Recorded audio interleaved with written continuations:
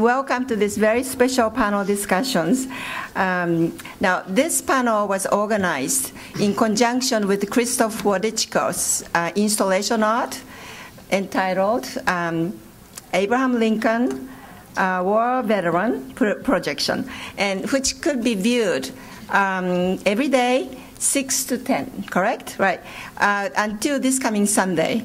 And that means night, not the morning, right, 6 to 10. And it's going to be viewed at Lincoln statue in Union Square Park. Okay, so the title of tonight's panel is War, Trauma, and Public Art. And its purpose is to kind of integrate the different yet interrelated fields and professions in order to explore the relationship between war and its traumatic effect on people, particularly veterans, as well as the place of art in healing and treating the trauma. We have a fantastic group of panelists tonight, including artist, veteran, neuroscientist, art therapist. I'm not saying in order, actually. Well, let me start it again. Artist, veteran, art therapist, art historian, and neuroscientist, and you audience as well, with a hope that we can open up the floor to you later on so that we can have exchange of ideas and conversation later. That is half of the whole thing. So anyway, I have to let you know one thing. One of the most challenging things that we experience in organizing this panel is to just find a single date that all the panelists can come together. Let me tell you how hard it was. And these people have a really insanely complex, complicated life, obviously. And not only that, we went through twice because of the Hurricane Sandy. So anyway, I mean, here we are. We have 6 bodies in person on the stage, and we are extremely fortunate and grateful that they're all here and thankful for their commitment to make this event happen. So thank you very much. We really appreciate it. And also, I'd like to thank for the co-panel organizers, Michaela Maltegani, sitting there, and Tom Ettinger, who imparted their intelligence, investment, time, and all those things. And also the Mary Grace Barbarian, and she's sitting, and all the art therapy students, and Adam Kanan, who really took care of all the details of the panel to make it come alive. So we really appreciate all those people to really make this happen. And lastly, you audience, without you, this whole thing is totally pointless. So you being here in present is absolutely wonderful, and thank you for coming tonight. All right, so I covered everything, I think. So I'd like to start with introducing our moderator, Carol Becker, sitting at the edge. And she's the professor and a dean of the School of the Arts in Columbia University. And she has written many articles and books, but I'm not going to go into details because of the time. You can read the flyers, and it's all there, except the fact that it's obviously she's a very highly accomplished, impressive, and nice woman. So, so here she is. That's Carol Becker. So, okay. Hi, everybody. I'm also insanely complicated, like all my fellow panelists. So it's really my pleasure and honor to introduce our panel, War, Trauma, and Public Arts. And I also would like to thank a few people before I begin. I would like to thank particularly More Arts, who produced this amazing project, and especially Michaela Martigani, who's just been such a wonderful person to work with. I also want to thank Ikuko Acosta for introducing us. She's director of the Graduate Art Therapy Program at NYU, and Tom Ettinger, forensic psychologist at NYU, and the whole of NYU Department of Art and art professors. I really thank you for hosting us in this wonderful, beautiful room with a fantastic view of the Chrysler Building. This panel marks the occasion of Krzysztof Wodiczko's new piece, Abraham Lincoln War Veteran Projection. It was launched in Union Square Park on November 6th, and will be up until Sunday, December 9th. And we hope that our discussion will serve as an introduction to this extraordinary work, and if you haven't yet seen it, that you will feel compelled to do so after listening to everyone.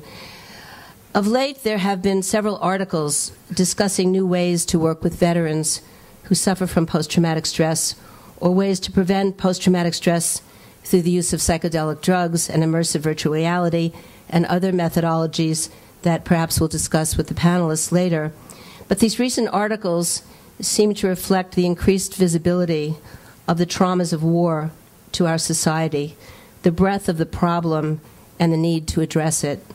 The decade-long effects of the wars in Iraq and Afghanistan have left so many shattered, not to mention all of the veterans of Vietnam who are still living with the traumas that they suffered. And these traumas really can no longer be hidden. As a society, it would seem that we can no longer be in denial. With surprising synchronicity, there also is a renewed conversation about the Civil War and Abraham Lincoln, the result of the recent Spielberg film Lincoln, buoyed up by the superb Tony Kushner screenplay that has brought Lincoln and his historical moment into consciousness more broadly than even the very excellent best-selling book upon which it's based, Team of Rivals. So the confluence of these events in the society could not come at a better time to discuss this serious new work by Wodizcko, who has been contemplating the effects of war on humans, soldiers, and others for a very long time. I'd like to begin by saying a few words about Wodizcko himself, because I'm such a big fan. As Krzysztof Wodiczko's work around monuments, memorialization, trauma, and healing has evolved, I always have been amazed by its courageousness and breadth. Hands projected onto a river beneath the A-bomb dome in Hiroshima, women working in maquiladoras, foreign-owned factories across the Tijuana border, telling their stories of abuse, their faces projected onto the Tijuana Cultural Center, Iraqi war veterans speaking outside the Democratic Convention through their images projected onto Humvees, a powerful video projector and loudspeaker propped up, occupying the space the missile launcher once did. Add to these and many others the images and voices of war veterans now projected onto the Abraham Lincoln statue.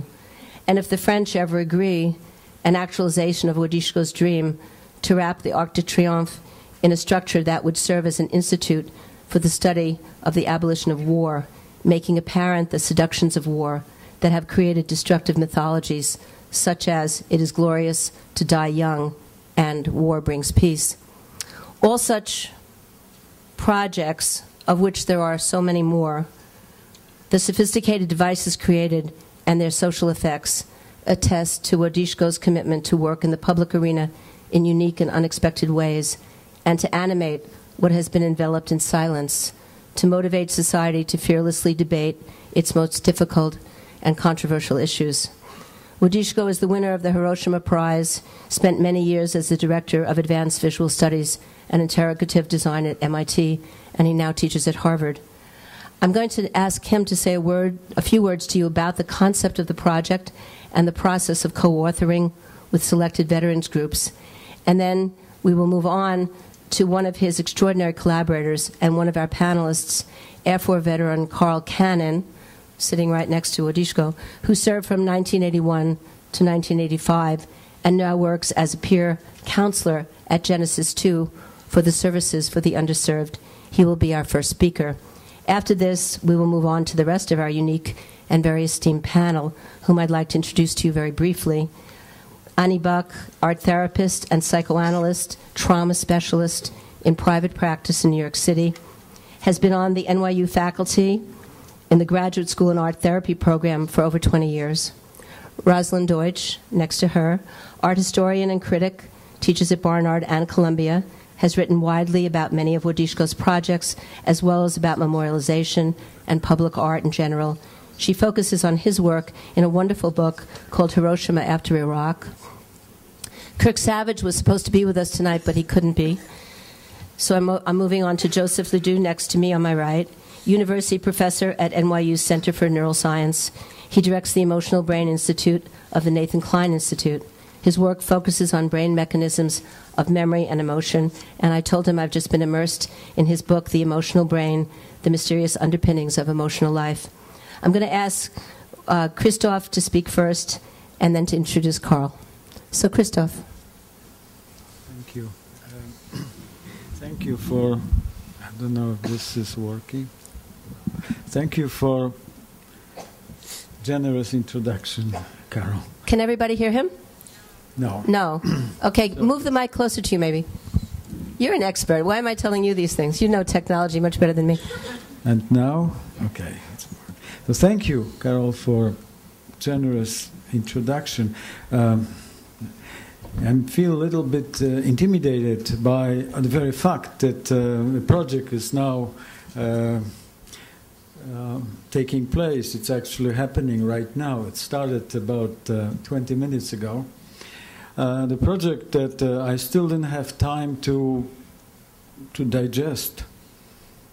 I'm still trying to understand what is really happening there and what it is that I've done. I know what I was trying to do, so I can speak about this. Also, such a generous introduction places me a little too close to the very object of my projects, the monument. So I feel also a little bit overwhelmed by the weight of it, symbolic weight, I guess. But I'd like to refer to some of my general hopes on thoughts. I think that we'll be in big troubles if we don't provide conditions for public inclusion of voice and presence of those who are marginalized, alienated, who are perceived, treated, at best tolerated as outsiders and strangers. I mean cultural, psychological, political conditions. Among those people, they are those who have a great deal to say about what's wrong and what should be changed. They are the ones who should be recognized as potentially the most valuable contributors to our future for better. Contributors to the prevention of the repetition of past mistakes and injustices. And the contributors to the transformation of society and culture for something worth living, not dying. So unfortunately, and it's too often the case, exactly those people, the most valuable people, are so emotionally overwhelmed by the very experiences that they should communicate that they keep silent. They are publicly invisible, unheard.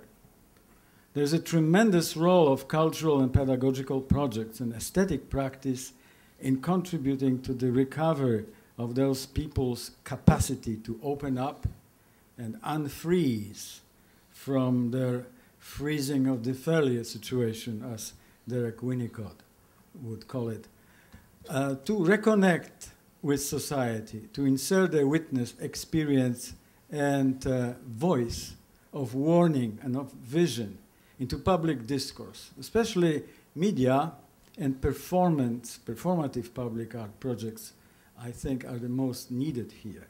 So let me speak now about the war veterans, because of course they belong to this category, maybe more so than anybody else in this moment. There is a wall that separates those who know what war is and those who don't know, and that wall is thick.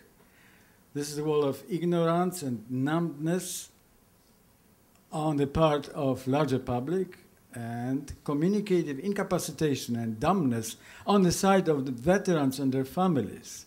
And this contributes to greater traumatic damage and loss and greater probability for next war to happen again, and more post-war suffering. So to prevent next war and decrease the scale and heaviness of damage done to people from existing and past war, the cultural, social, pedagogical, and psychotherapeutic, investigative, and critical civic media projects are needed.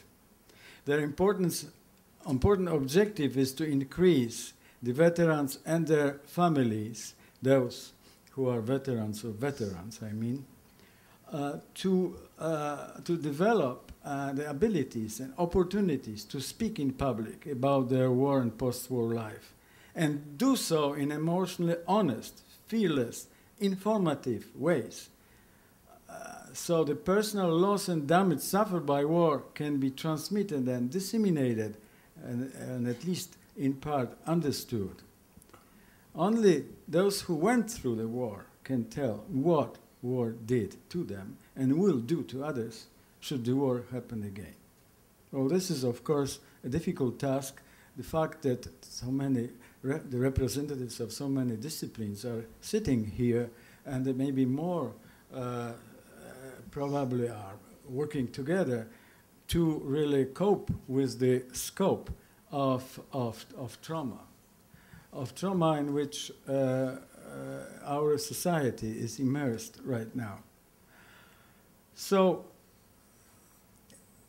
the art, literature, film, theater, and also the war recruitment propaganda and related arts of the grand national narrative, chiefly war and war-related monuments, is romanticizing the history of the victors, as Walter Benjamin would call it.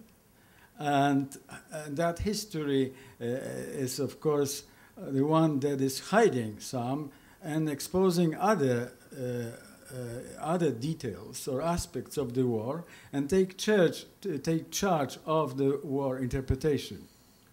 So the next war can easily happen and be ignited unless, using Benjamin's words, we project into the grand national narrative of the history of the victors, which celebrates only those who succeeded and forgets about those who didn't, to project on that history the tradition of the vanquished, the performative and oral testimonial narrative of the forgotten and the nameless. Now, psychotherapists have great things to say about this. According to Judith Herman, survivors' capacity to make themselves visible and perform their testimony visibly in the public is interconnected and depends on their success in emerging from the post-traumatic stress. And conversely, the struggle for recovery from trauma, the finding of narrative voice through testimony, has a greater chance of success where performed as public speech act, even more so when directed as a social utterance to and on behalf of others. The act of public truth-telling has restorative power, and psychologist Pierre Janet termed this act personification, or presentification. So in supporting the development of surviving veterans' capacity to make themselves visible as active through such presentification, there's a tremendous role of cultural and pedagogical projects, as I mentioned before. So in this context, in this understanding of the complexity of the relationship between emotional health and also democratic process and the future of our society, indeed our planet, I'm working on various specific projects, and of which Carol already mentioned.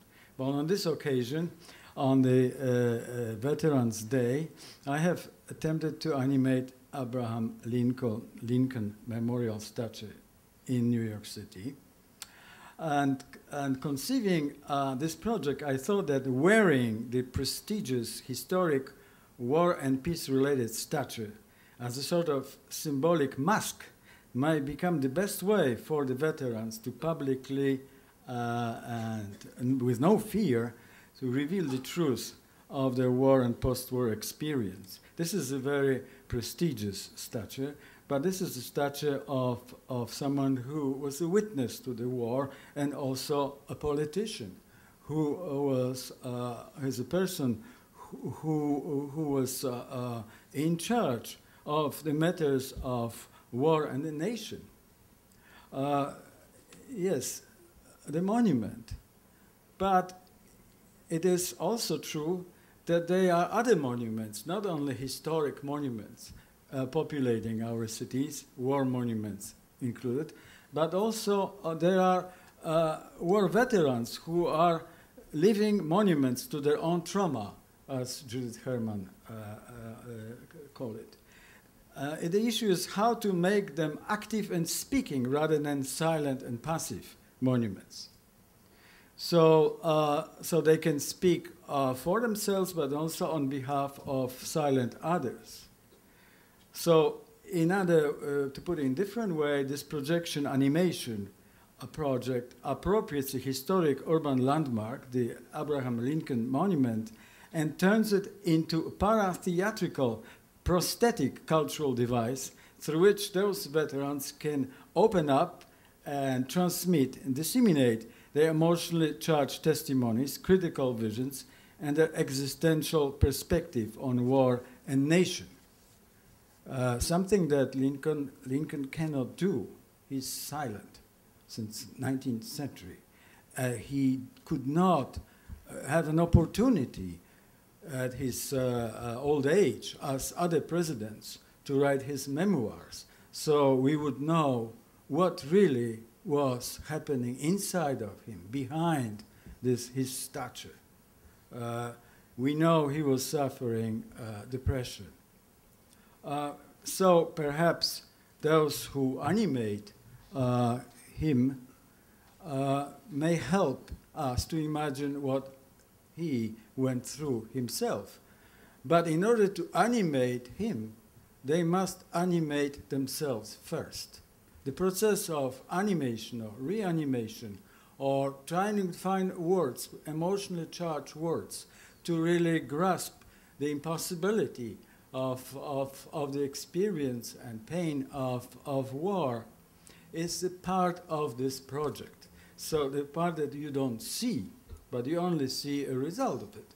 So this process is something that is achievement of veterans themselves, who work very hard to really take advantage of the moment and develop some their own capacity to make a leap and speak through this stature. So in order to animate Lincoln, they animated themselves. But for the Lincoln to be animated, of course, he needed them. So they were all sharing this Lincoln stature. Well, this is very important because, and before we move on with maybe showing the fragment of the projection, it's important to remember that, at least according to statistics I know, only 1% of war veterans speak in public, and almost none of their family members do.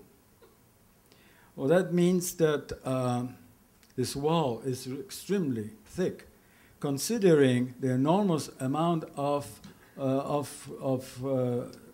soldiers who went through the war, 2.4 million soldiers, as far as I know. And also the fact that 1/5 of them, according to official statistics, you might disagree with me, 1/5 of them are traumatized. According to some study, 10 years from now, there will be 1/3 of them traumatized.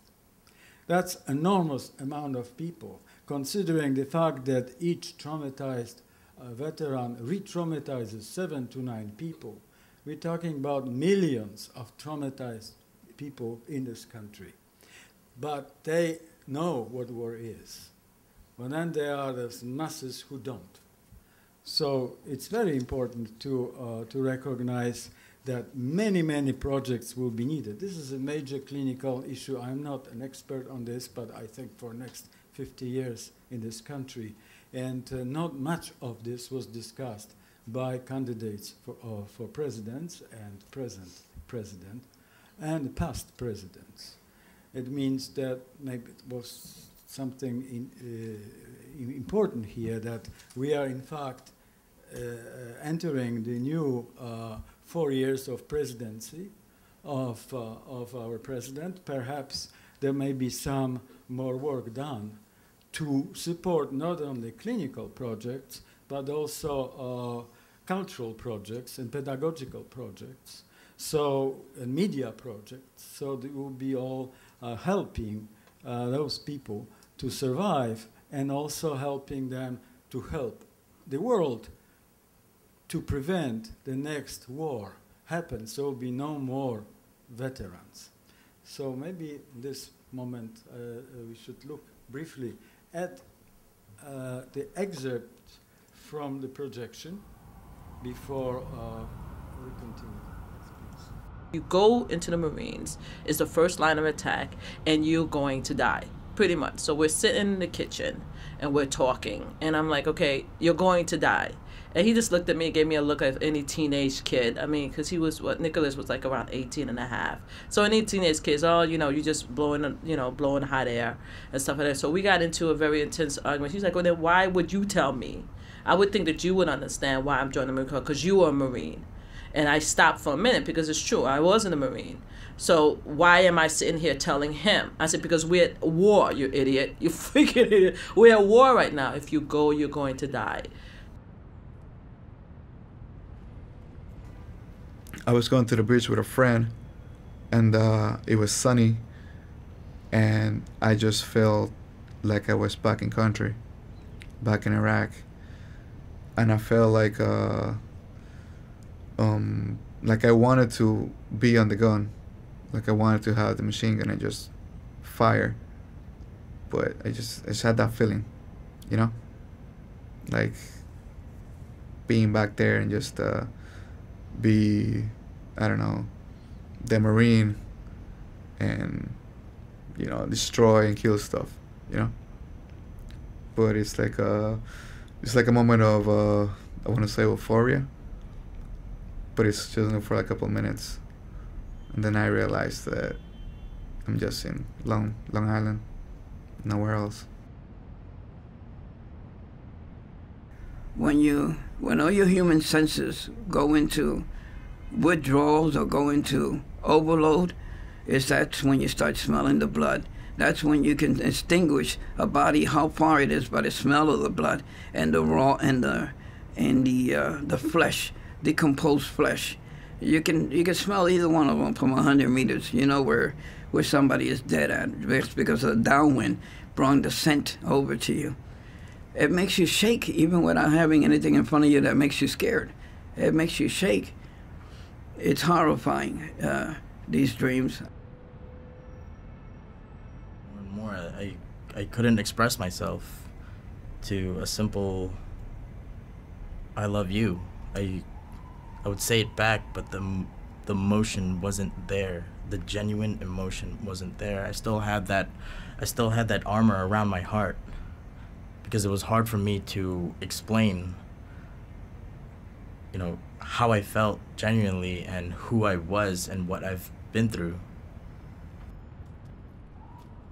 Cleaning up the blood alone was what I had to do. That was my permanent job of keeping the sanitariness of my aircraft. So that ended up, it took its point, it took its point on me, you know? And I just couldn't take it anymore. And I ended up coming home myself on a stretcher.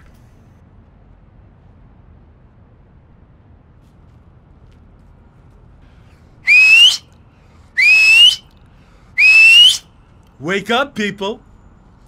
Help the veterans. Do something for the veterans.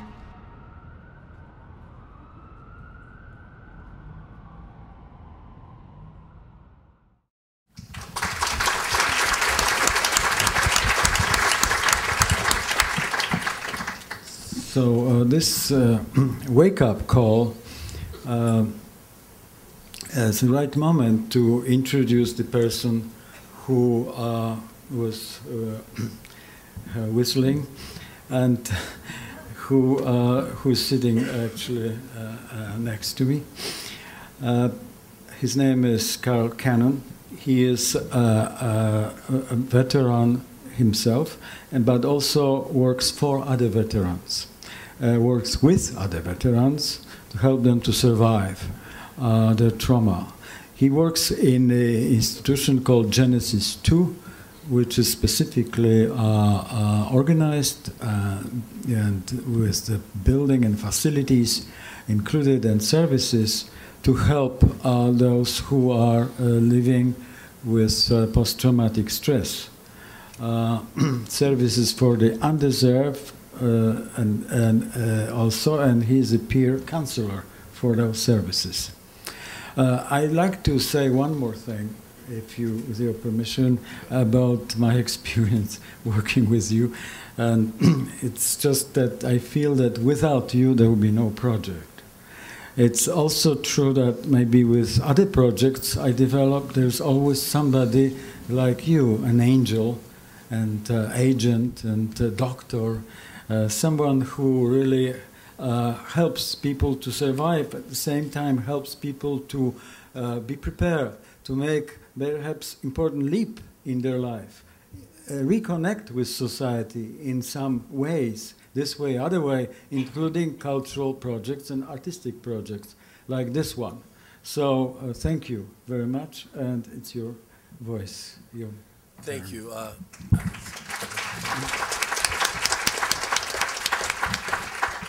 Once again, my name is Carl Cannon. I am an Air Force veteran. I'd like to thank Krzysztof for doing a project like this, and I'd like to thank my agency for putting me in a position to do something like this. I work for the Service of Underserved. I'm not big on talking about myself because it's not about me right now. Who I am is really not important. I would like to tell you I am a veteran who suffers from PTSD and other mental illnesses. But like I said, it's not about me right now. It's about my brothers and sisters who are fellow veterans. And they are, I work with these people every day and I see what they go through. Now, I'm not a veteran of any war. I was in Grenada, not a big deal, but it happened. But when I was in the military, I did share a lot of time, spend a lot of time with men and women who are still in the military from Vietnam because they were lifers. And I've listened to their stories. I've sat many times sitting up all night, listened to them cry and everything, and how no one understood them. And the reason why they became lifers, because they couldn't come out to what we call the world. See, civilian life is what you call the world. And we couldn't adjust to the world because nobody wanted us, so the only person who wanted us was the military. And just like the young people now, they come back because no one understands them, and they find themselves lost. A lot of people don't understand. There's a subculture in the military. There's drug fuel. It's not spoken of mainly because no one wants to talk about it. But if you notice now, a lot of the young people are coming back hooked on heroin. The same thing happened in Vietnam. People came back hooked on heroin. And when they came, with the guys that came back, only reason, let me get myself together. The guys that came back from Vietnam came back here hooked on heroin, and they came back to nothing. Nobody wanted them. Society didn't want them. Their families didn't understand them. A lot of them found themselves without jobs and on the street, nowhere to go. The young people are coming back today are coming back traumatized the same way. Now, I'm not here to debate with Krzysztof about his statistics, about 2.4 million and 1/3 is going to be traumatized. Anyone who spends time in war is going to be traumatized because war is not normal. Even if you have a family member who said they experienced something that's terrible or something like that, it is not a pretty sight. And they will be touched and you will be touched too. There's no way anyone can say that these people who sacrificed their life and their time and somewhere fighting for something that they don't even understand why they're fighting for, they're not going to be traumatized. So as far as that 2.4, all of them are going to be affected, one way or the other. I came back with PTSD, never seen anyone's head blown off, but believe me, I got PTSD. I see the guys that I work with every day. These gentlemen have issues. They have problems coping. Some of them can't even go outside their door. The gentlemen that came with me that did this project, I know for fact, 2 of them, they participated in the program, in the project, but they couldn't even come down and watch it. because it disturbed them so much to relive that again. One even, they didn't show him, but Walter, he lives at the Knickerbocker residence. Very good man. He cried. If you didn't see this project here, if you go see it, he cried when he was talking. He refused to come see it. Carlos Terraza, another gentleman, he refused to see it because of what he'd been through. Once again, to talk about what I do, who I work with, I just want to give a moment to tell you about two guys that I've watched pass away within the past 4 months dealing with these gentlemen. Very good men, but they were still affected from Vietnam. We're talking 40 years later. 40 years later, these men still couldn't get it together. One OD'd on medication that he had no business taking because when he was with us, he said he was not on any medication, but he still self-medicated himself. Another guy thought he fell in love. All he was looking for was someone to love him. And when that person refused him, he OD'd. He took his own life. Now, if you don't think that exists, this we're talking about 40 years later. I see guys that right now that I work with in the building, these gentlemen are talking about their bodies are being ravished from something they were affected with when they were in another war. If you ever talk to a veteran, you don't think that's going to touch you, that will. And the young people coming back today, these young guys are coming back with half a leg, half a body. They're hooked on heroin. We know Afghanistan is the biggest producer of poppy. These guys are coming back. These guys are coming back messed up. Now, art may be a beautiful thing. People look at art because they want to see the beauty in something. There's no beauty in war. There's no beauty in someone being traumatized. People they give their lives for this country, and this people are sitting here, and what have you given them back? When I came out the military, I jumped from job to job to job, and at one time I found myself strung out on drugs and homeless. I wore my uniform. If I asked someone for change, they look at me like I was crazy, not realizing that any time I could have been deployed and gave my life for them, and they look at me like I was nothing. When I came down and saw that art project, it was a beautiful thing. I see people look at the thing because it was talking. It fascinated me. But then what happened was I noticed people started getting closer to the speaker to hear what people were saying when the mouth was moving. Oh yeah, you see a few people walk by and don't pay any mind, but you know what? You don't worry about them because they didn't care in the first place. Nothing affects them. But when something touches you as deeply as what people give their life to and they believe in, sometimes people don't even believe in what they do. They just do it because they're soldiers. And what do you give them back? When was the last time you talked to a soldier before this war broke out and said thank you? Not many people even give that a thought. See, I've been there, and I'm there every day. I see guys, these guys that I work with are beautiful people. I love them all. Believe me, some of them are difficult to deal with, but there's nothing that I wouldn't give to be with these people because I understand them. These people are my brothers. There's one that's a sister, you know what I mean? She's a beautiful woman, but they all have their issues.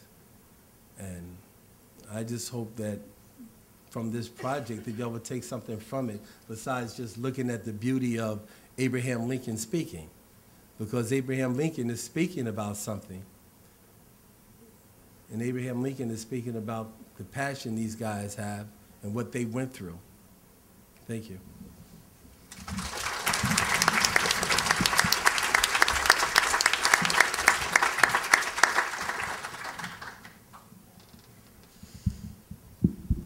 Such an honor to follow you. Thank you so much for sharing this heartfelt experiences. Any discussion of the dehumanizing effect of war and its aftermath requires us to cast our gaze on the experience of unspeakable terror. The psychological impact of unspeakable terror is physiologically based. since the mind and body are inextricably linked.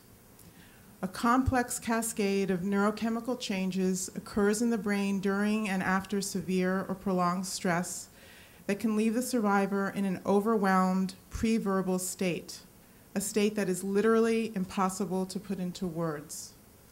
Survivors of profound trauma may be haunted by an unconscious, confusing battle between symptoms that at once compel them to remember and cause them to forget their traumatic experiences and feelings. Caught in the crossfire between these opposing internal forces, as well as our society's propensity to look away from the impact of trauma, survivors are often left with the sense that they are voiceless and invisible, and therefore fundamentally disconnected from the rest of humanity, or as Carl just described, disconnected from the world. Krzysztof Wodiczko's Abraham Lincoln War Veteran Projection installation is a potent antidote to this kind of disconnection. While he is not an art therapist, Krzysztof's sensitive and deeply respectful collaboration with veterans certainly harnesses the therapeutic power of art making as well as of art viewing. By briefly presenting both the impact of trauma and how art therapy helps survivors of trauma to heal, I intend to provide a lens through which we can examine some of the numerous strengths of this installation. We could have the slide.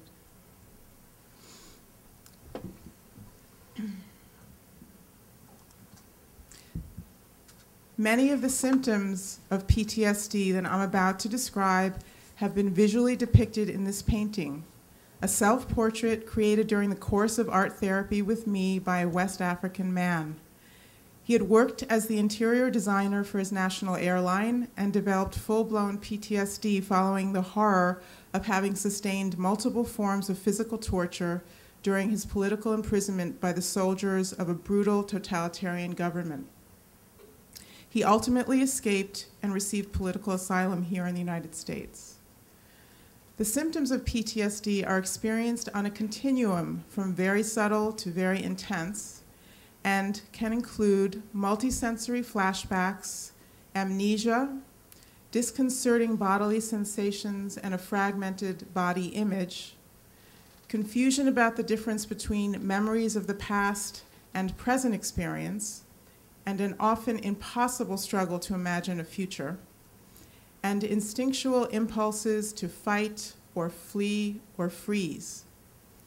Survivor's guilt about the fact that others either did not survive as well or did not survive at all, as well as shame about perceived transgressions, revenge fantasies, and the loss of functioning that PTSD itself may cause, can all have particularly insidious and tragic effects. Self-caring, pleasurable activities may begin to feel more and more forbidden, while escalating self-destructive behavior can serve as an unconscious, self-imposed punishment. Without intervention, passive or active forms of suicide are too often the ultimate consequence. Art therapy, a specialized form of psychotherapy, has a long-standing track record of providing trauma survivors with safe ways to express and process feelings and memories that are difficult or impossible to put into words. The act of making art unites mind and body and provides a reparative connection with a psychotherapist who facilitates and witnesses the healing process. Because making art involves the synthesis of the sensory motor and perceptual realms, it allows for a more direct expression of the traumatic memories that are stored in those pre-verbal forms. Art therapists encourage each patient to take on the identity of being an artist. This is often the first healthy and empowering identity the survivor has been connected with since the trauma. An autonomous and life-affirming activity, making art directly opposes the feelings of helplessness and loss experienced during and after the trauma. Its process-oriented approach helps survivors access their immense but typically unconscious resilience. The artist can control what he or she draws, paints, or sculpts, and can make changes, adding or taking away elements at will. The artwork is treated as an extension of the self by the art therapist, and the care with which it is physically handled and stored metaphorically communicates the value of the artist's inner world and life. Our use of ready-made frames communicates respect for the art product and its maker, and also symbolically contains overwhelming imagery. By keeping the art protected in a folder or portfolio, we provide a concrete holding environment for it during and between sessions. It's also especially important for trauma survivors to have a permanent record of their active involvement in the healing process, since this decreases feelings of helplessness and safely locates the revelation of the memories within the space and time of the sessions. With enough time, the act of expressing feelings in the form of visual art typically makes it easier for the survivor to talk. While art therapists reinforce the artist's right to control any verbal exchange, imagery does provide a fertile arena for the use of metaphor and stories told in the third person. If the artist seems amenable to talking, the art therapist might make an open-ended statement, such as, "I wonder what the person in this drawing might be feeling." This sets the stage for survivors to begin to process their experiences verbally, even before they're ready to discuss them in the first person. Now let's return to the installation. Krzysztof offered these 14 courageous veterans a safe way to share their first-person accounts of the horrors of war and its aftermath. Initially with Krzysztof in the privacy of the film studio, and then transformed by Krzysztof's artistry with the members of the public who witnessed the piece each evening. On the undulating plains of a three-dimensional canvas in the form of the statue of Lincoln, he enabled their unique images, gestures, and words to bring history to life. The outer edges of Lincoln's body frame and therefore visually contain the moving and painful revelations of the veterans. We are allowed the privilege of experiencing both their vulnerability and their resilience. As their projected images transform shadowy darkness into the light of personal revelation, they also give a voice and an image to the countless unseen and unheard casualties of past and present wars around the world. Lincoln's immense stature in this country's history, combined with the much larger-than-life projections on the statue itself, allude to the magnitude of the feelings that are being expressed about the traumatic impact of war. Because of the public location of the statue, the containing boundaries of the statue as canvas are simultaneously extended into the surrounding environment. The path, fences, plants, trees, cityscape, atmosphere, witnesses, and passers-by all become part of this work of art, which offers the possibility of remediating the profound sense of disconnection that so often plagues those who have seen and felt too much pain. This also viscerally depicts the typically unacknowledged fact that whatever happens to one person happens to us all, try as we might to sanitize and compartmentalize the messy parts of being human. From this perspective, the different levels and types of witnessing that interact with the installation can be understood as representing the shifting degrees of engagement each person has with the vulnerability of the human condition. There are the seated witnesses, some committed fully to taking in the experience, while others talk or text or look away. There are the witnesses who choose to stand off to the side, some out of respect, some perhaps wanting or needing to be able to make a quick exit. And then there are the different types of passers-by, some so preoccupied that they don't even notice the installation, some who glance up but can't or won't break their stride, some who slow or stop and then keep moving, while others stop in their tracks and allow themselves to be drawn in and transformed into full-fledged witnesses. The ever-changing choreography of all of these people provokes a range of feelings in those who are mindfully witnessing. This dance inviting each to acknowledge that we all have moments when we don't notice or actively avoid or minimize and look away, or otherwise distract ourselves from our own difficult memories and feelings, as well as from the suffering of others. There's a psychologically significant contrast between the static bronze figure and the soft, energetically alive quality of the projected film.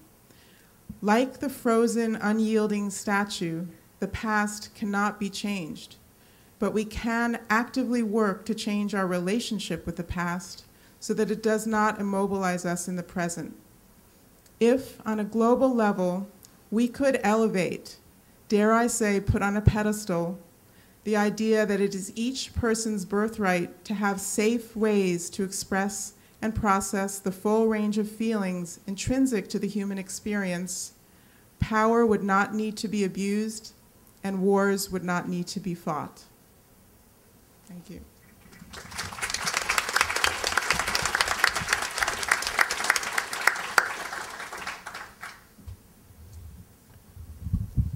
Rosalyn, go ahead. Can everyone hear me? No, obviously. Now can you hear me? Okay, great. So I want to talk about the project of abolishing war. Not just any particular war, but war as a social institution. This project is often dismissed as naive.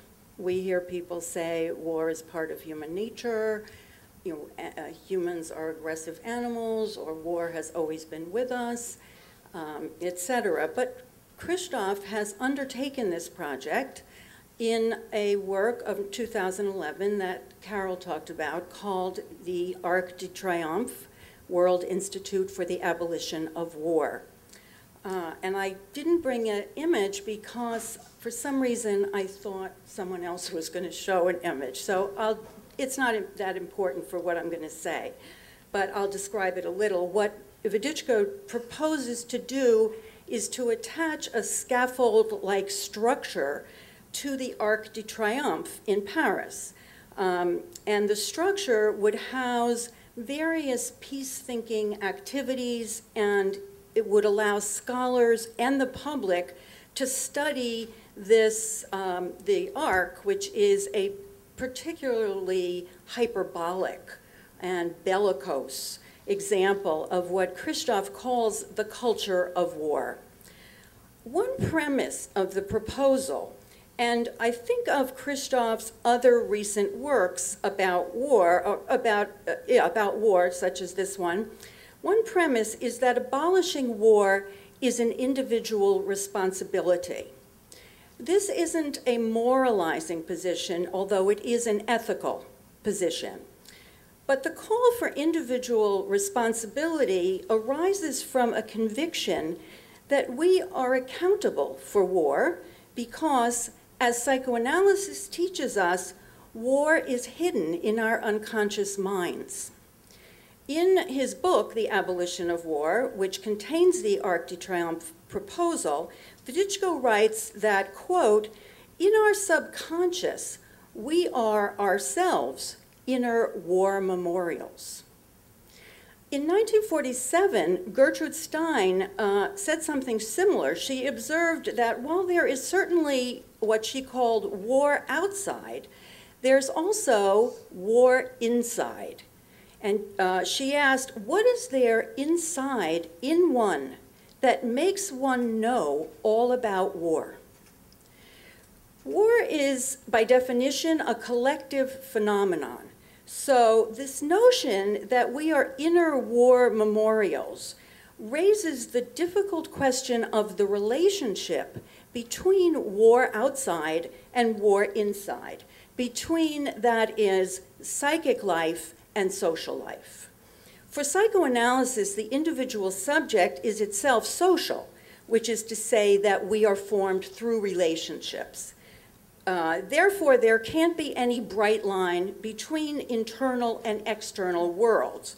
And psychoanalytically speaking, the idea that war exists inside each of us doesn't mean, as sociologically oriented thinkers are likely to conclude, it doesn't mean that an external culture of war imposes war on our minds, though that's probably true. It also doesn't mean that the state forces us to make war, though that's also true. Psychoanalytically, however, war is not imposed on our unconscious minds, it's endemic to our unconscious minds. And that's not the same thing as saying that war is human nature and therefore inevitable, which is fallacious anyway, to say that something's natural, has always been there, and therefore it will always happen. But aside from that, this notion that war is endemic means that aggressivity, or the tendency toward destructive, hostile attitudes and behavior, structures our emergence as human subjects and continues to affect us throughout our lives. Because unconscious aggressivity, war inside, plays a role in war outside, the individual is responsible for war, and therefore, in an ethical universe, is responsible for abolishing it. So what does it mean to assume responsibility for war? Psychoanalysis has offered several ideas about the psychic determinants of war. So during World War I, Freud expressed shock at the participating nations' lack of respect for laws of war. And he speculated that war is a regression to infantile barbarism, and that this capacity for barbarous deeds persists in the individual, in the adult psyche, but it's normally held in check by the community and the state that prohibits those deeds. In times of war, however, the state sanctions barbarous deeds. Perhaps the most thoroughly elaborated theory of war is that of a man named Franco Fornari. He was an Italian analyst working in the tradition of Melanie Klein. In 1966, living under the threat of nuclear war, Fornari published a book titled The Psychoanalysis of War, which Wodizcko actually quotes in his book. According to Fornari, war outside mobilizes, even resolves, unconscious anxieties and conflicts that, as Klein taught, arise from the major role played by aggression in infantile mental life. The psychic mechanisms that operate in war include the projection of internal terrors. Fornari calls these the internal terrifier. The projection of the internal terrifier onto external enemies. So as a result, war, and this is a quote from Fornari, provides a security system for the purpose of defending man against deep-seated anxieties. Against internal, that's the end of the quote, a security mechanism for defending man against internal enemies, in other words, by finding real enemies to fight. What matters for us is that Fornari locates the war phenomenon in the subject's unconscious, and this means, as he puts it, considering each person responsible for war. I deem it important, Fornari writes, to insist on the thesis that in tracing the war phenomenon to the unconscious of each man, we arrive at considering each man responsible for war. Fornari also argues that the individual subject gets rid of its own violence, which is prohibited by law except in times of war, gets rid of it by investing it or alienating it in the state, which, as Freud had noted, the state has a monopoly on violence. It is we ourselves who desire war, says Fornari, and this is in a passage that Wodiczko quotes, and the alienation of our aggressiveness into the state serves us simply to be able to say that it is not we who desire war, but that the state forces us to make war. We convince ourselves that the state is responsible for war in order not to feel responsible for it ourselves. To escape from our alienation in the state, therefore, means to be personally responsible for war, end quote. So taking responsibility for abolishing war begins with taking responsibility for our responsibility for war, that we're responsible for it, which is to say, taking responsibility for the unconscious.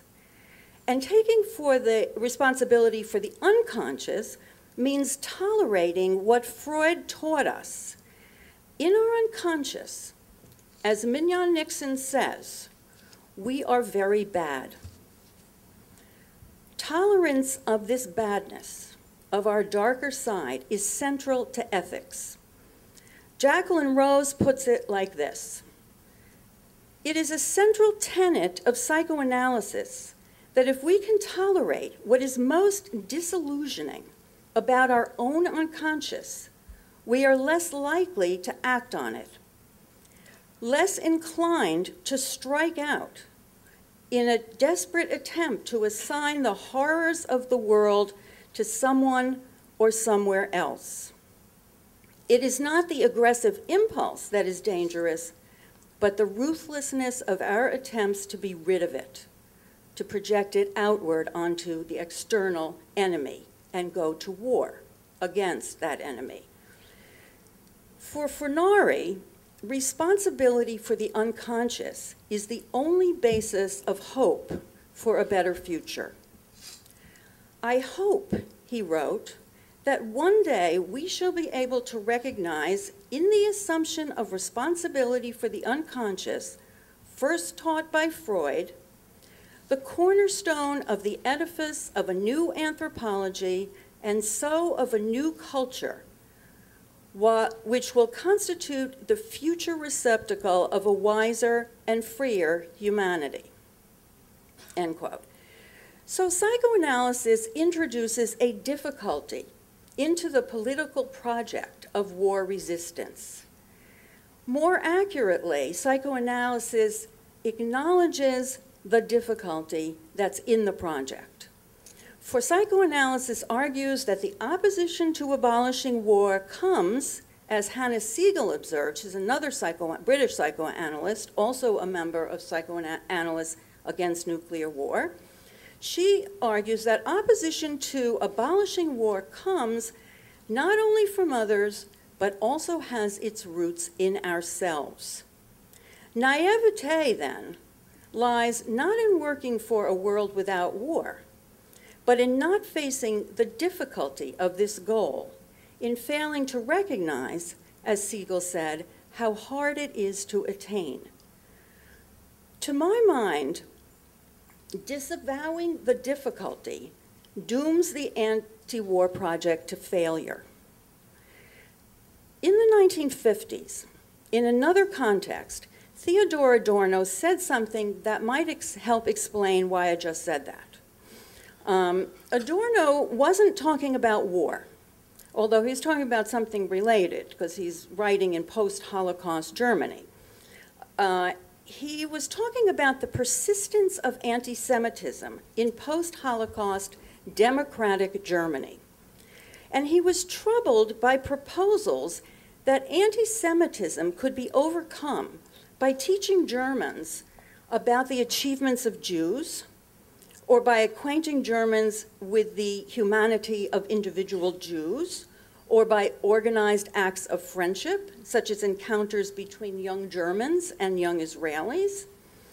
He argued that solutions like those,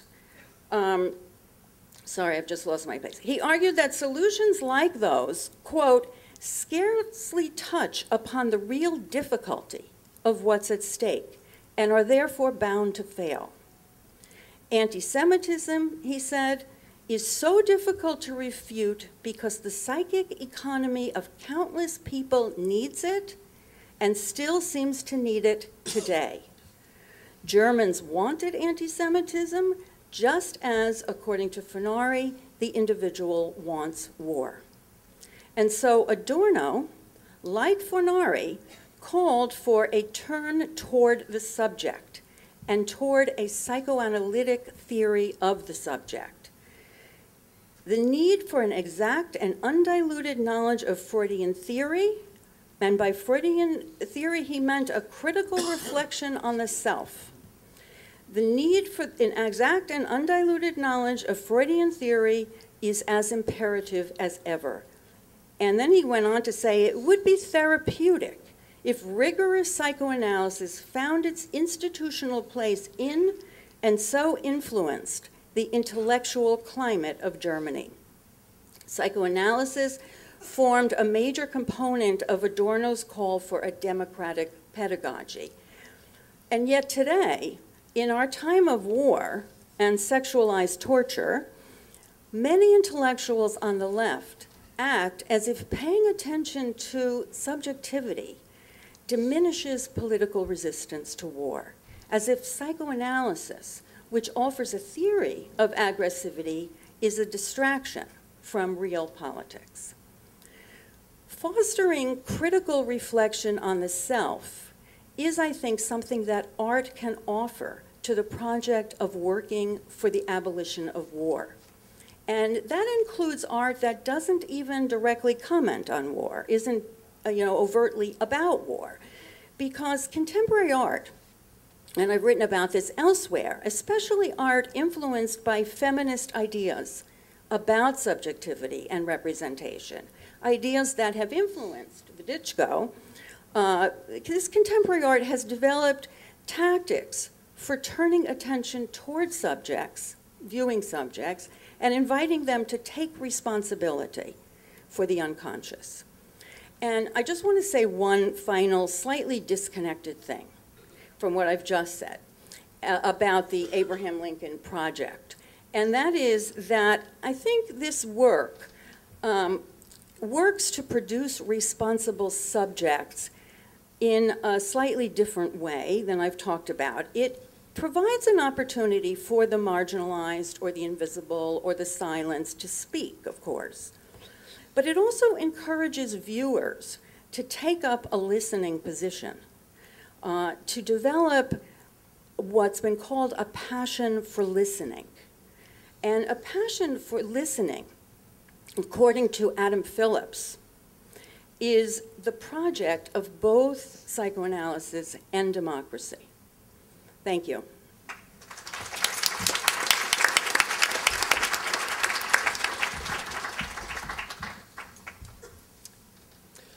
Well, I'm a neuroscientist, and so what I have to say is going to be quite far afield from what we've been hearing, although my job here is, I think, to talk about some of the work that we've done that is related to the topic of trauma and post-traumatic stress disorder.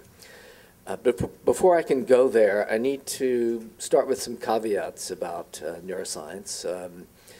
Right now, I think we're living in a culture where there's an almost unquenchable thirst for information about the brain.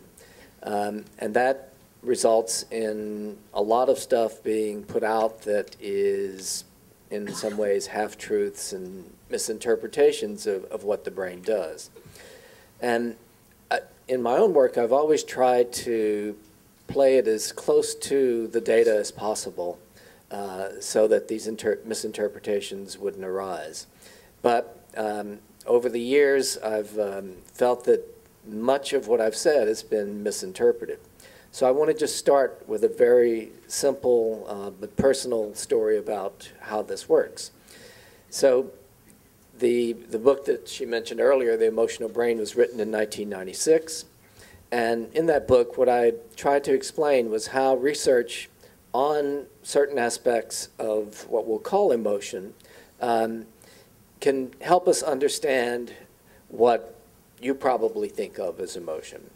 So emotion in most people's mind refers to the feeling that you have when you're in danger, the feeling of fear, or the feeling of love when you're with someone that you care about, and so on.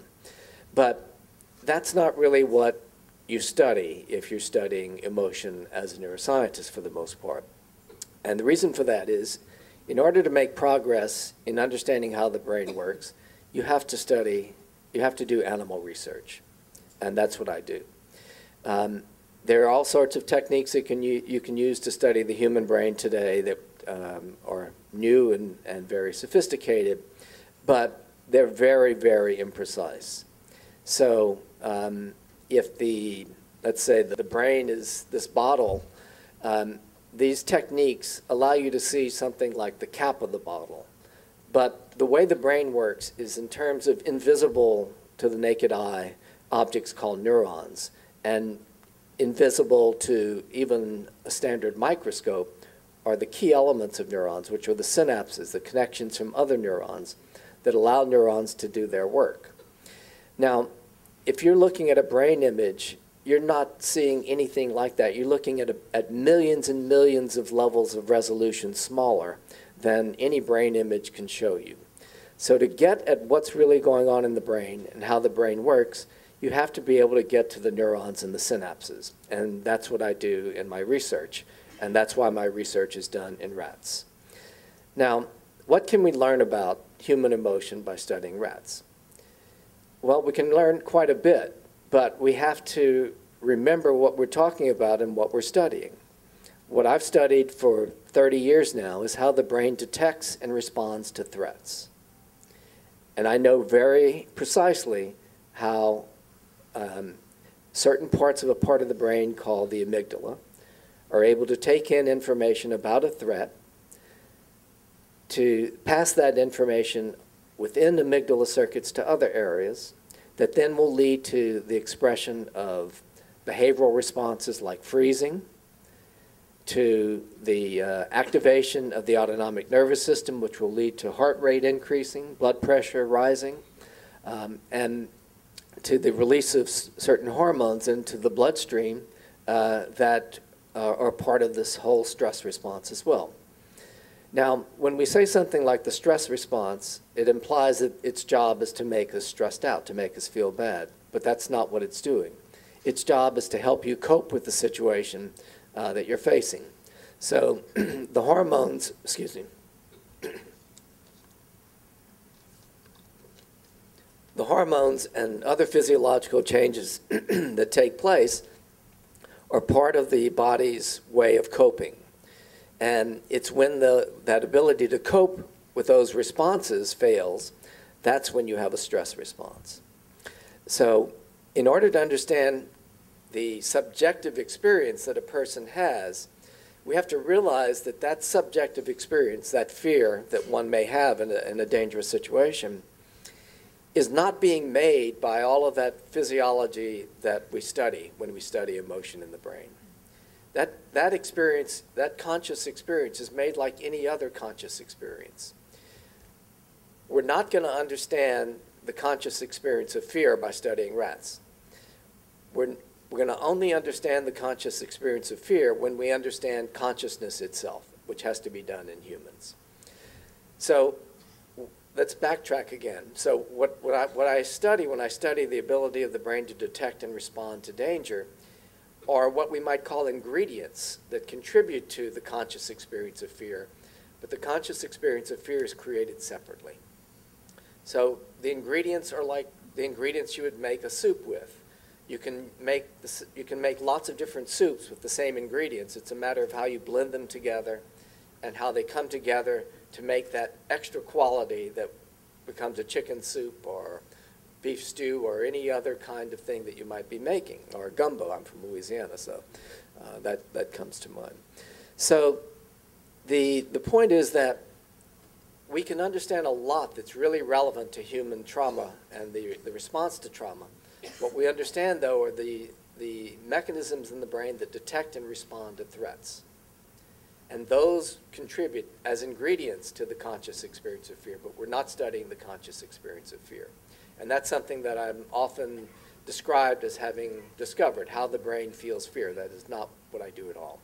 So with that, let me tell you some of the things that we have worked on and found out.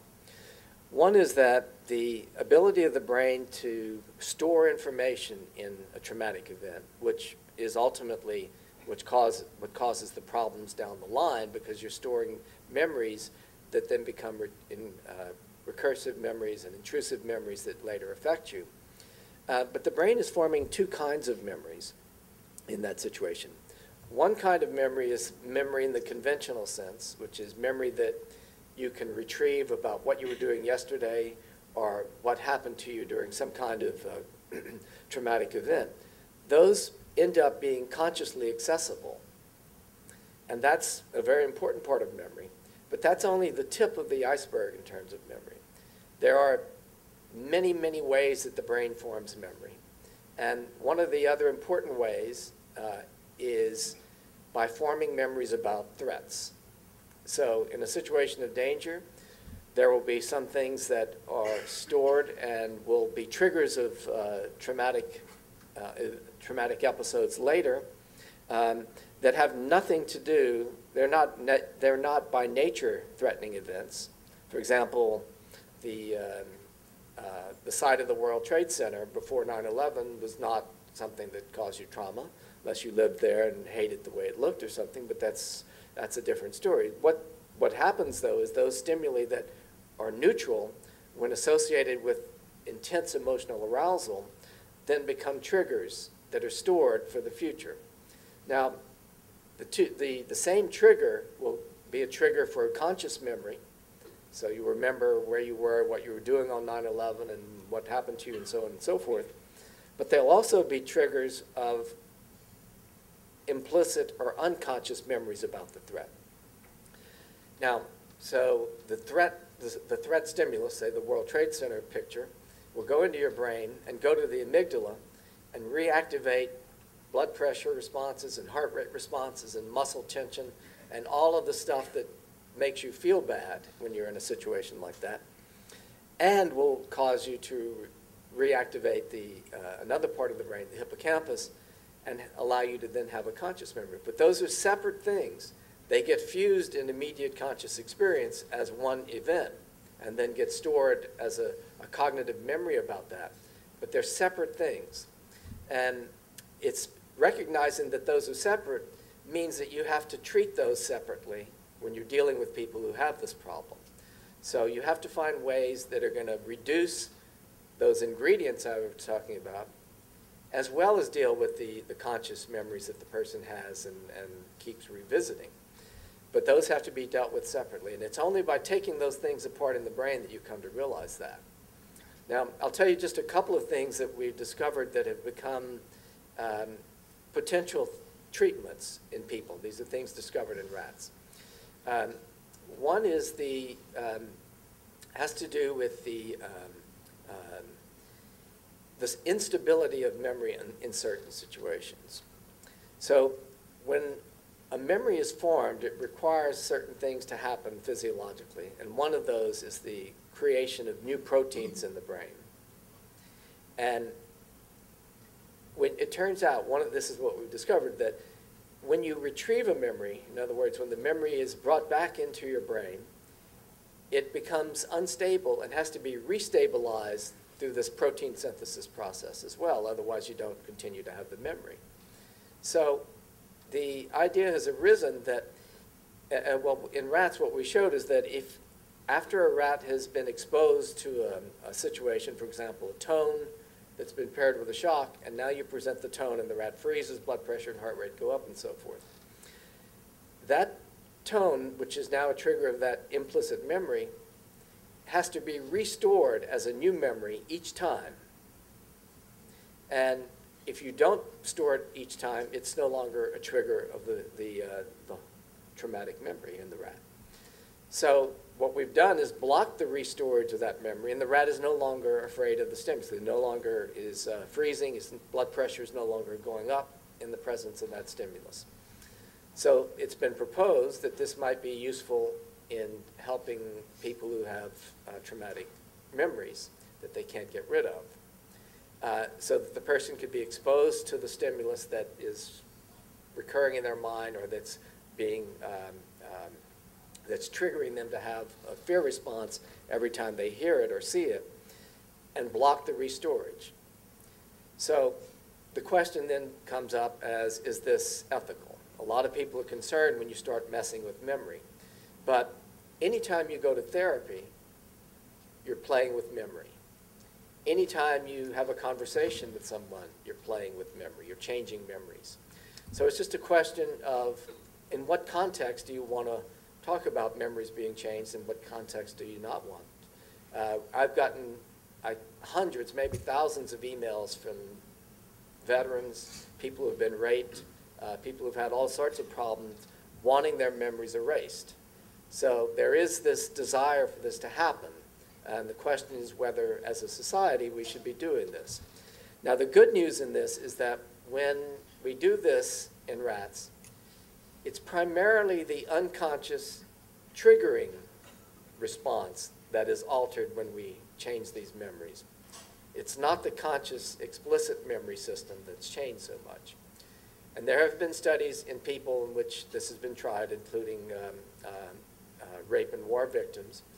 And the same thing happens, that the person still remembers the trauma, but the trauma is less disturbing because less of these emotional consequences are being re-triggered.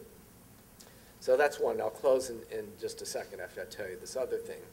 The other thing is that we found, which is very important and very simple, is that if we do the equivalent of exposure therapy in rats, which is give them the stimulus over and over again until they're no longer acting afraid of the stimulus. The problem with that as a treatment is that the fear almost always can be brought back by stress. So it's a temporary treatment. You weaken the response, but it can always be brought back. But what we found in rats is that by simply spacing the trials in a certain way, the response never comes back again in the rat. So my colleagues tried this in humans. This was just NYU students, not people with any traumatic history or anything. And the same thing happened. The students, when exposed to the tone that's been paired with the shock, have an increase in heart rate and their hands sweat and so forth. But if the spacing was done in the way we discovered in the rats, they no longer had this response, and it stayed gone. We brought them back a year later, and it was still gone. So it doesn't seem to come back just as it doesn't in the rat. So these are just examples of things that we can discover through animal research that can help people because the basic principles are the same. These parts of the brain that we're working with, especially like the amygdala, is basically the same in the human and the rat. And so the functions that we can study in the rat, we can also study in the human and have it be relevant for humans and even for treatment. Thank you for your attention.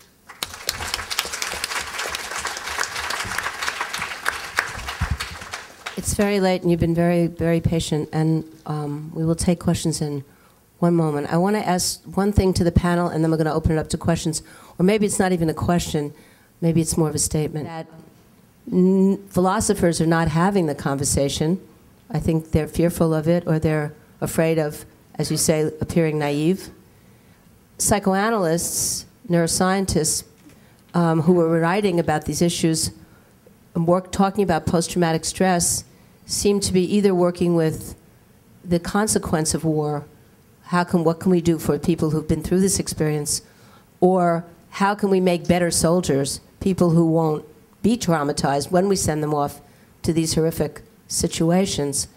So it's fascinating that it's an artist, in this case Wodizcko, who's actually trying to contemplate what would a world be without war, that as a species, it seems that we are no longer having the conversation about the notion that we might evolve out of war, which was what these earlier conversations tried to talk about. And now no one really feels that can be discussed, that it's such a given. So I say that and ask anyone on the panel if they want to respond at all to that, and then we'll open it up to all of you. Yeah, I will. Thank you, Carl. Okay, as far as war and forgetting memories and things like this, war will always be here because man will find a reason to have war. War is probably about the dumbest thing I can think of because war doesn't settle anything. We haven't learned anything from any of the wars we've been in. From Civil War, World War I, Korean War is still going on. It's never been declared over. And Civil War is still active.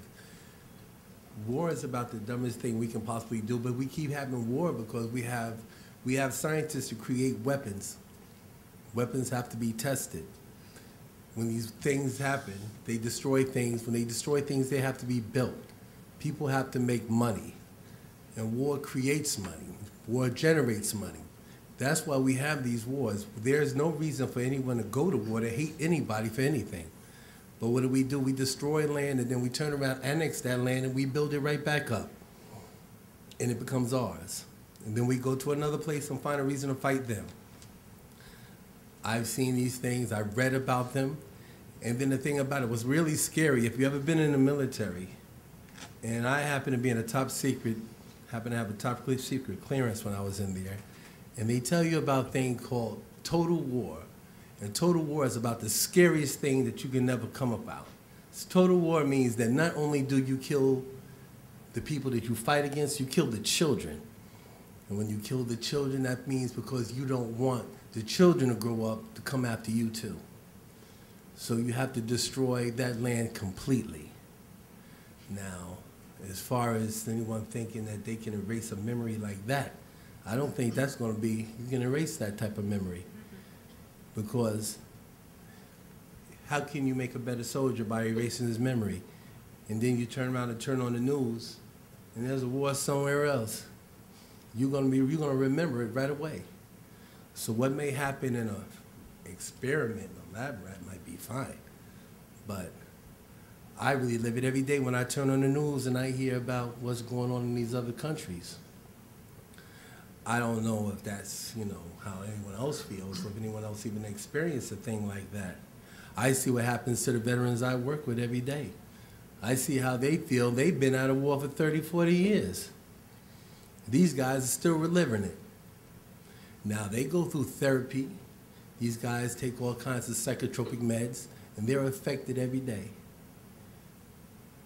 Their bodies show what war does to them. I don't know what science has anything to do with war. The only thing I've noticed that science has ever done for war was create another weapon, another bomb, another type of, they have airplanes that fly themselves that drop bombs. So we don't need to have pilots anymore.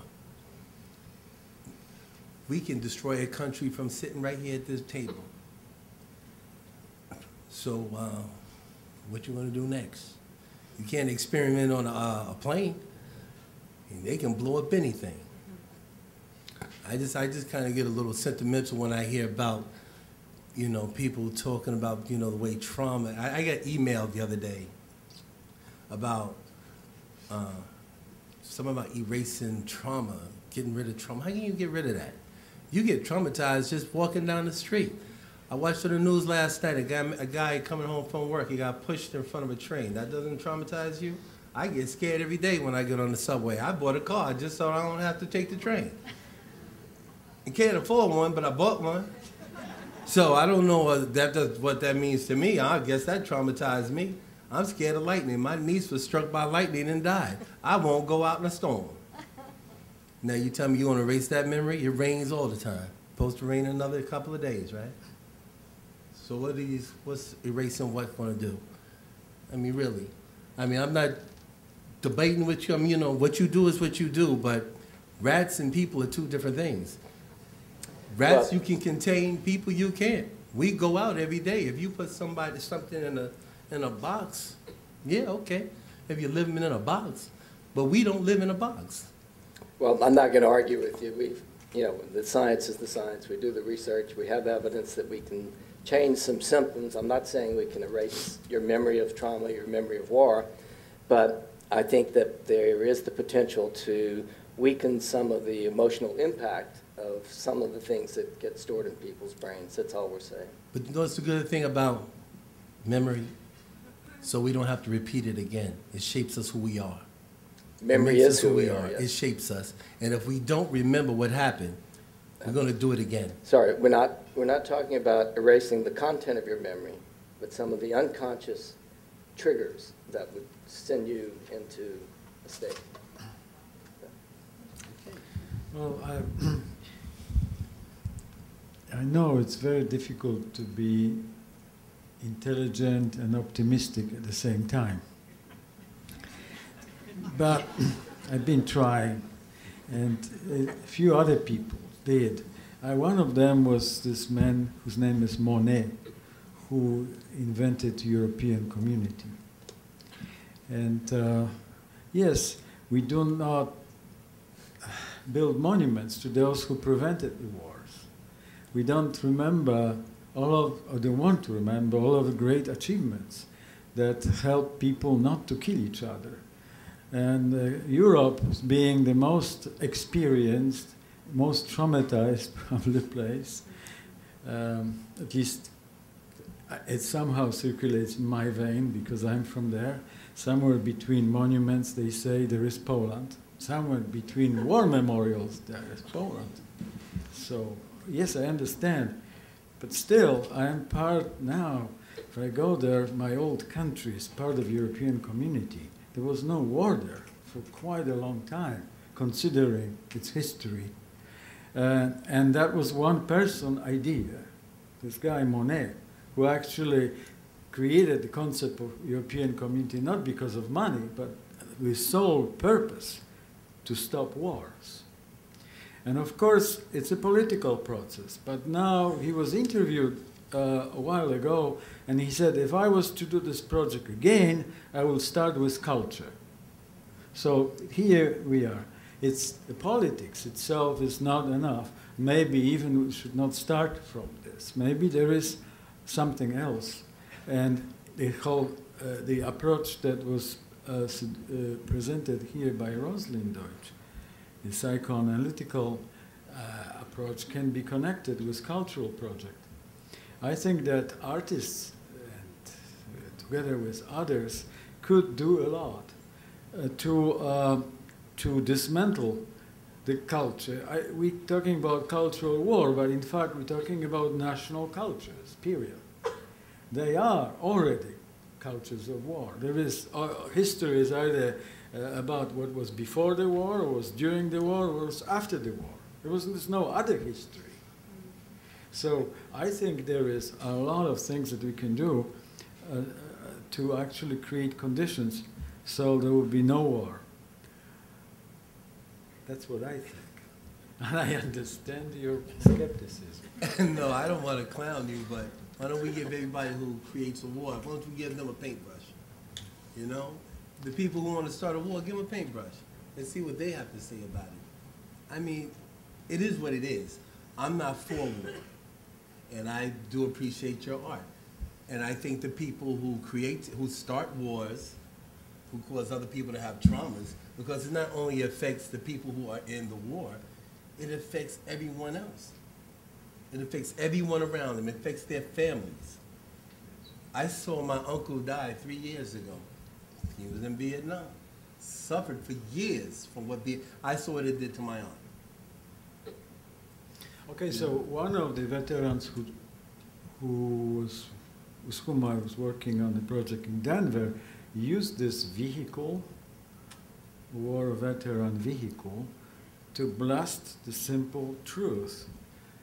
The best way to solve the problem of veterans is to not make more of them. You know, that's what he said. And he was a veteran. He was a homeless veteran, in fact, in Denver.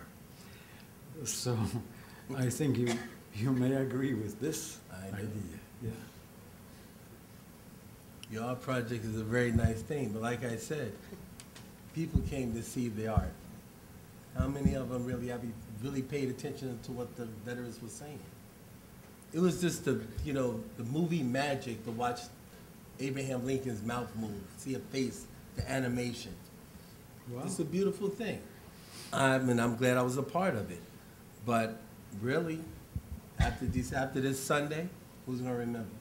They're going to remember that what you did. They're going to remember what you did. But how many are going to remember the veteran? How many are going to remember what the veteran went through? How many is going to remember that veteran's heart? They're not. Maybe one or two, maybe a few people might remember something that someone said. That veteran is going to be happy to be a part of what you did and what you did for him that he could be heard. That veteran, it touched him. How many other people is going to touch? We don't know exactly. Well, I'm just going to open it. Okay, well, let's open to the audience. Ikuko? Can you have to talk up, though? People are going to hear you. I understand. Oh, we have a microphone. I watched the series of the Loop like 3-4 times, and something happens. After the first time you see them, of course you are sort of impressed by this. The statues suddenly start coming alive, and it's fascinating. And you're mostly paying attention to the art component. But more I watched it, somehow something transformed it, and you are no longer looking at the statue that some projection is put on, and they become to be a person. It's sort of like a kind of transform, and then you begin to really listening what they're saying. So it goes more than just looking at the piece of artwork. And I don't know how many of you in the audience have seen it. The statue, you have to see more than once. And I really, there is something that will transform you. So I think there are something that's really coming in and just connecting internally. So I just want to say that. Okay, so I think people do listen and hear what they're saying. I agree with what you said, and something that he was saying about the art and getting rid of war. There was a young man in this piece right here. He's saying that he went over to the war with a gun. He said the next time when he went over, he wants to go over with a paintbrush. So I do agree with that, and I'm glad you paid attention and you listened. It's certainly that, Well, one thing the organizers of the panel got out of watching the Lincoln projection several times is that the boundary between art therapy on the one hand and what Krzysztof was doing on the other hand slowly collapsed. Collapsed as in the two disciplines sort of the two attempts sort of fused, because one of the things art therapy looks at is this kind of stage theory of trauma recovery, where first off you have to create a situation of safety, because if somebody doesn't feel safe, nothing can happen after that. And the next phase is basically processing the memories and mourning, and then the third phase is reconnecting with humanity, right? And so it kind of makes intuitive sense. But looking at the projection, I increasingly got a feeling that all three of these were sort of condensed into the project, because the safety is there because people are bonded in a group. And that's the same thing. The reconnection to humanity has to do with connecting with a group of not only people who've been through the same thing as you, but with the audience and with the artists and with the parks department and all. And the processing of the emotions, I mean, it's clear that people were talking about their feelings in a meaningful fashion, and that is a major step towards recovery from trauma, to the extent that people do recover. It was obviously happening there. So that's one of the major things to come out of it, is that the therapeutic aspects of the project just seemed much greater after we actually experienced it in some depth. So we thought that we were going to have a big argument. It was like, what's therapeutic about this? Let's have an art therapist come and talk about it and all that stuff. But I'm actually just very surprised and kind of fascinated by how that panned out. Okay, I know when I'm doing a run-on sentence, so I'll pass this on. Thank you. Who else out there? Over there.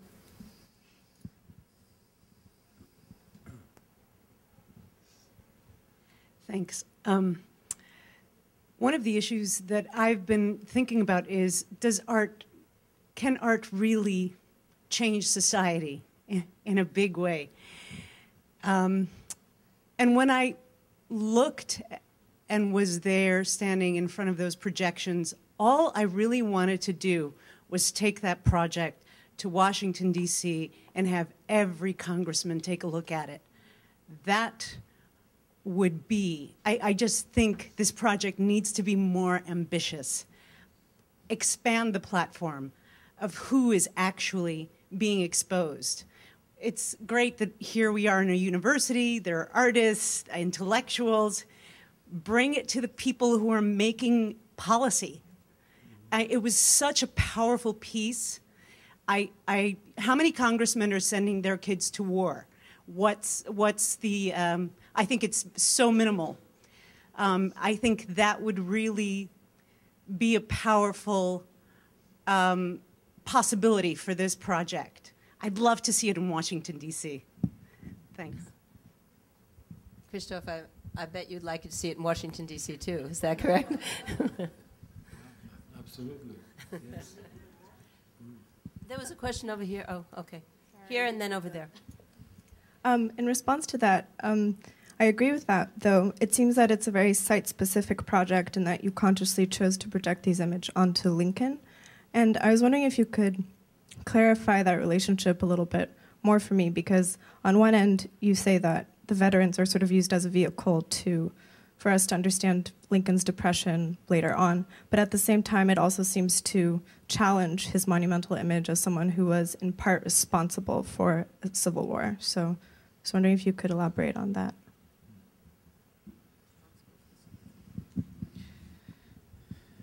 It's difficult to focus so much on Lincoln here in this discussion, like going deeper into the history of the monument and his own life and so forth. But I thought that Lincoln is war veteran. That's the starting point in my thinking. He witnessed the war and the wars, and he probably lost lots of people. So I think it's we always think of Lincoln as someone who united the nation, but in fact he also was responsible, as we say, for the war. So the issue is, by contemporary standards, one might probably think that he would be war criminal, because of if we apply standards by International Criminal Court today and take the new crime that was adopted and signed by 60 countries, which is called crime of the war of aggression or instigating war, I think it's getting close to what other people do who will be on trial sooner or later. Sooner, I hope. So that's true. But by that standards, that time, no. He obviously is witnessing also, standing there, many different events, Union Square, which are related to war. And somehow the place itself is very much pregnant with various memories of war and also of peacemaking.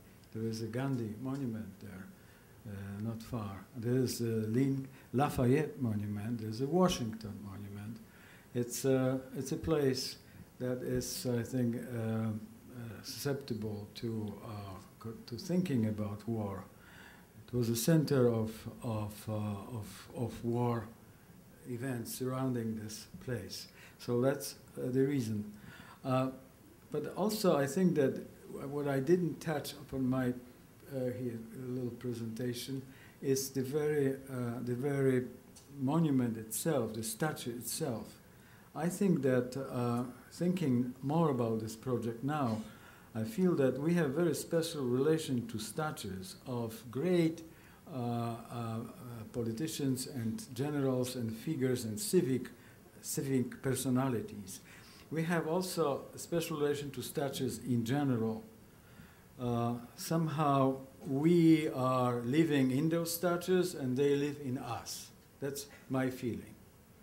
So now when there is somebody else living in the statue, not only you or me, there is this uninvited roommate there inside of the statue.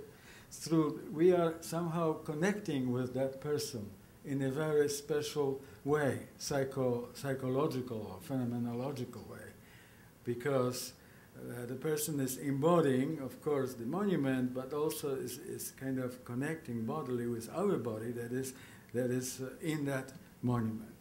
So in that sense, the veterans here becoming Lincoln, they became political philosophers. They became veterans, as he was. And they took a position of thinking about larger issues, about nation and the matter of peace and war, which is what he was doing.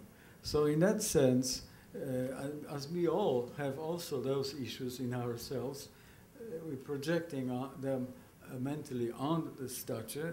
Now we have to also connect our projection with the presence of those who animate the statue. So I'm just trying to explain in fragments without having coherent theory for it, aesthetic theory for it, in what way the statue itself was Lincoln important, but also was statue in general as well, and participated very much in this interconnection between us and war veterans.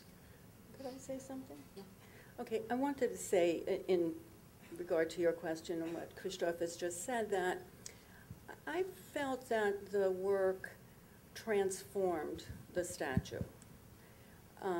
And one of the ways in which I think it did was that it was almost as though it transformed Lincoln into what he is always said to be.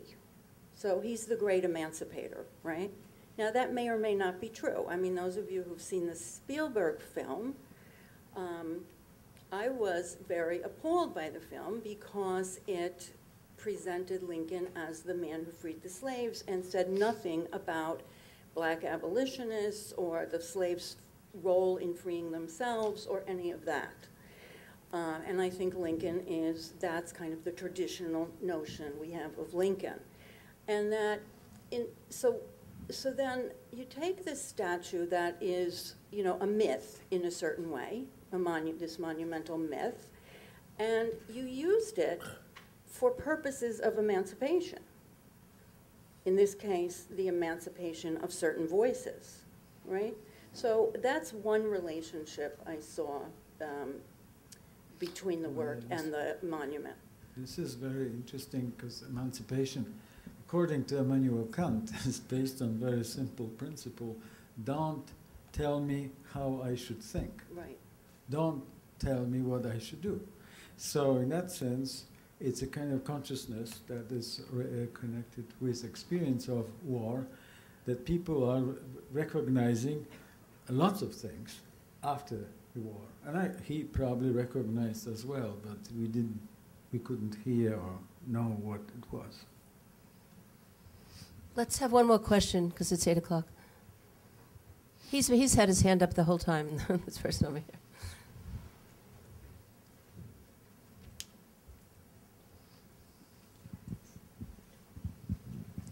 Hi, my name is Blake. I want to thank everybody for speaking. This question is for Mr. Wodizcko.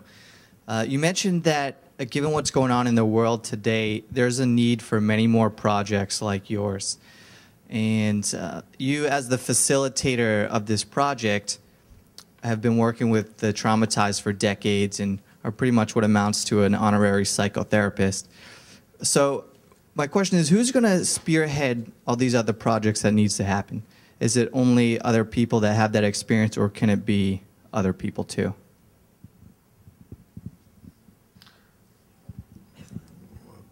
What do you mean, having people who have that experience?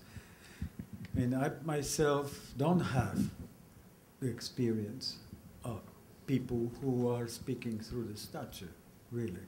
I have experience of growing up after the war and being born during the war, so I know what war does to children and also to those who survived the war, like the parents of those children, for example, my parents. But I don't think, because I feel that one doesn't have to go through hell in order to prevent other people from doing so. That would be very strange. You know, lots of great people made big changes in the world, not having experience of being in the very bottom of that world. So, in general, I hope that that requirement is not imposed on us. But I don't know. Your other question is how those other projects can happen. Well, I think that this is also our job here. This is an educational institution. I think very great things happen as a result of educational process, but also of revolts and actions of students. Educational institutions are related to research institutions. Probably many of those peace initiatives, including European Community, were in some ways born of discussions and engagement of people who came from this kind of environment. I don't know what else to say except that we should rewrite and deconstruct and reconstruct our culture. And we are here in some ways involved in this process right now. And I hope there will be more special programs and there will be more projects. There will be cultural, not only political, pedagogical and artistic. I think that's a good place to end. I'd like to thank, first of all, our fantastic panelists and Krzysztof, of course, for this amazing project. So.